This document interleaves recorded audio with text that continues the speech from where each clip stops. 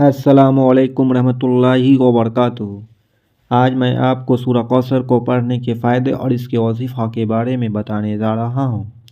सूरह कौसर कुरान की 108वीं सूरह है। ये कुरान के 30वें पारे में मौजूद है। ये कुरान की सबसे छोटी सूरह है। कुछ लोग इसे मक्की सूरह कहते हैं और कुछ लोग इसे मदनी सूरह कहते हैं। ये सूरह है बहुत छोटी, लेकिन इसको पढ़ने के बेशुमार फ़ायदे हैं। सूरह कौसर कब नाजिल हुई थी? ये सूरह तब नाजिल हुआ था जब हमारे प्यारे नबी हज़रत मोहम्मद मुस्तफ़ा सल्लल्लाहु अलैहि वसल्लम बहुत बुरे दौर से गुज़र रहे थे। उस वक्त मुसलमानों पर बहुत जुल्म हो रहे थे और मुसलमानों की तादाद भी बहुत कम हो गई थी। उसके अलावा जब हमारे प्यारे नबी की दोनों औलाद की मौत हो गई थी, तब किसी दुश्मन ने प्यारे नबी को कहा था कि अब तुम्हारा कोई औलाद नहीं बचेगा। दुश्मन ने हज़रत मोहम्मद मुस्तफ़ा सल्लल्लाहु अलैहि वसल्लम को कहा था कि इस्लाम को आगे बढ़ाने के लिए तुम्हारी नस्ल ख़त्म हो चुकी है, अब तुम्हारा कोई वंश नहीं बचा है, क्योंकि प्यारे नबी के दोनों बेटों की मौत हो चुकी थी। उस वक्त हमारे प्यारे नबी की 2 से 3 बेटियां भी थीं, लेकिन उस वक्त बेटों का ही वंश चलाने को माना जाता था। दुश्मन ने आपको बहुत मजाक बनाया। ऐसे बुरे और मुश्किल वक्त में अल्लाह ने सूरह कौसर को नाजिल किया। सूरह कौसर में किन बातों का जिक्र है? सबसे पहले जो सबसे ज़रूरी बातें इसमें बताई गई है कि जब किसी को अपनी ज़िंदगी से खो देते हैं तब अल्लाह उसे किसी और चीज़ में बदल देता है। उसके अलावा सूरह कौसर में 3 बहुत ज़रूरी आयतें शामिल हैं, जिनमें 3 बातें बताई गई है जो इस प्रकार है। पहली आयत में ये बताया गया है कि जन्नत में कौसर का नाम की एक नदी है जो जन्नती लोगों के लिए बनाई गई है, जिसके किनारे सोने के होंगे और ये नदी मोती के ऊपर बहेगी, जिसका पानी दूध से भी ज़्यादा सफ़ेद होगा और शहद से भी ज़्यादा मीठा होगा। ये नदी का पानी सभी जन्नती लोगों के लिए होगा जो हर रोज़ इसको पानी पी सके। दूसरी आयत में ये बताया गया है कि हमें हमेशा अल्लाह से दुआ करना चाहिए और उसके लिए हमें अपनी सारी चीज़ें कुर्बान कर देना चाहिए, चाहे वो वक्त हो या दौलत, सब कुछ अल्लाह के लिए ही करना चाहिए। इससे ये मतलब है कि जब आपकी हर चीज़ अल्लाह पर कुर्बान करते हो तब अल्लाह आपको और ज़्यादा देता है। इस आयत में अल्लाह ने प्यारे नबी को ऊँट की कुर्बानी करने का भी हुक्म दिया है। उस वक्त ऊँट की कुर्बानी अपनी दौलत कुर्बान करने जैसा था। तीसरी आयत में ये बताया गया है कि प्यारे नबी के सारे दुश्मन को काट दिया गया है, और कहने का मतलब अल्लाह इस सूरह में ये बताता है कि प्यारे नबी के सारे दुश्मन काट दिए गए हैं।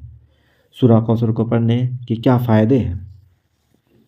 जिन लोगों की कमाई कम है या उनके पास कमाई के ज़्यादा साधन नहीं हैं, उनको सूरह कौसर पाबंदी से पढ़ना चाहिए। इंशाअल्लाह इसकी बरकत से कमाई के रास्ते खुल जाएंगे। जिनकी औलाद जन्म के बाद ही मर जाते हैं और ज़्यादा वक्त तक ज़िंदा नहीं रहता, उन्हें सूरह कौसर पढ़ना चाहिए, जिसकी फजलियत से अल्लाह उन्हें लंबी ज़िंदगी अता फरमाएगा। जो शख्स पाबंदी से इसे सूरह को पढ़ेगा उसे क़यामत के दिन जन्नत की कौसर नहर का पानी पीने को मिलेगा। अपने दुश्मन से हर वक्त हिफाजत के लिए सूरह कौसर पढ़ना चाहिए, जिससे दुश्मन से हर वक्त हिफाजत रहेगा और आप महफूज रहेंगे। सूरह कौसर की बरकत से आप हर तरह की बीमारियों से महफूज रहेंगे। अगर पहले से कोई बीमारी होगी वो भी इस सूरह की बरकत से ख़त्म हो जाएगा। सूरह कौसर पाबंदी से पढ़ने वाले शख्स की हर मुराद पूरी होती है, इसलिए हर मुराद को पूरी करने के लिए सूरह कौसर पढ़ें। अगर किसी की शादी में रुकावट आ रही है या रिश्ता होते ही टूट जाता है तो चाहिए कि सूरह कौसर हर ईशा की नमाज के बाद पाबंदी से पढ़ें, जिससे रिश्ते में आ रही रुकावट से छुटकारा मिलेगा। अगर किसी की याददाश्त कमज़ोर है या यानी कुछ याद नहीं रहता तो उसे सूरह कौसर को ज़रूर पढ़ना चाहिए, जिससे उसकी दिमागी हालत में सुधार होगा और याददाश्त मजबूत होगी। सूरह कौसर गरीबी कम करने और अपने माल की हिफाजत के लिए पढ़ते रहना चाहिए। अगर किसी व्यापार या बिजनेस बहुत अच्छा चल रहा है और वो चाहता है कि व्यापार ऐसा ही चलता रहे तो उसे पाबंदी से सूरह कौसर हर दिन पढ़ना चाहिए, जिसकी फजलियत से बिजनेस में बहुत मुनाफा होगा।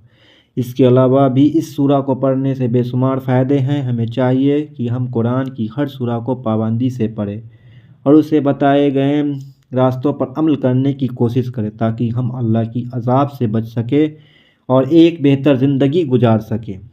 سورہ کوثر کب پڑھنا چاہیے؟ بہت سے لوگ سوچتے ہیں کہ اسے سورہ کو پڑھنے کا سب سے اچھا وقت کون سا ہے۔ بہت سے لوگ ایسے کہتے ہیں کہ اسے سورہ کو اتنی مرتبہ پڑھنے سے ایسا ہوگا، یعنی کوئی 33 مرتبہ پڑھے گا تو ایسا ہوگا، کوئی 21 مرتبہ پڑھے گا تو ایسا ہوگا۔ ایسا کرنے یا کہنے سے فرق نہیں پڑتا، فرق یہ پڑتا ہے کہ آپ سورہ کوثر کو کتنی محبت سے پڑھ رہے ہیں، کتنا دل لگا کر پڑھ رہے ہیں، کتنا خوشی سے پڑھ رہے ہیں۔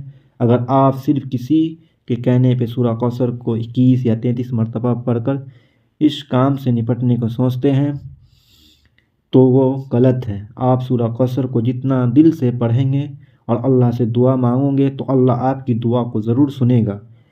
پھر بھی ہم آپ کو بتا دیتے ہیں کہ اس سورہ کو پڑھنے کا سب سے بہتر وقت کون سا ہے۔ سورہ کوثر کو آپ کوشش کریں کہ فجر کی نماز کے بعد پابندی سے جتنا مرتبہ آپ پڑھنا چاہے پڑھیں، کیونکہ اس وقت پر آپ کا دل اور دماغ بہت شانت رہتا ہے اور آپ کا ذہن صرف اللہ کی عبادت کی طرف ہی رہتا ہے۔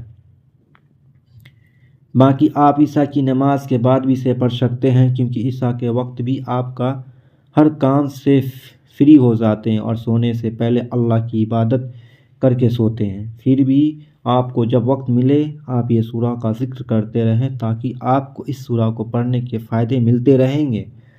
سورہ کوثر کا وظیفہ کیا ہے؟ سورہ کوثر کا استعمال آپ وظیفہ کے طور پر بھی کر سکتے ہیں۔ بہت سے لوگ الگ الگ پریشانیوں کا وظیفہ انٹرنیٹ پر دیکھتے ہیں۔ سورہ کوثر میں وہ تو طاقت ہے جو آپ کو ہر پریشانی سے نکال سکتی ہے۔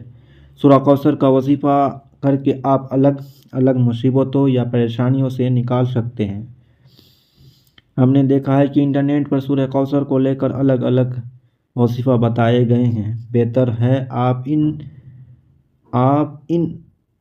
ان اپنے حساب سے دل سے اس سورہ کو پڑھیں جس سے آپ ہر پریشانی سے نکل سکیں۔ باقی اللہ سے دعا کرتے رہیں، انشاءاللہ آپ کی ہر دعا قبول ہوگی۔ اللہ ہم سب کو قرآن کی تلاوت کرنے، دین پر چلنے اور 5 وقت کی نماز پڑھنے کی توفیق عطا فرما۔ آمین ثم آمین۔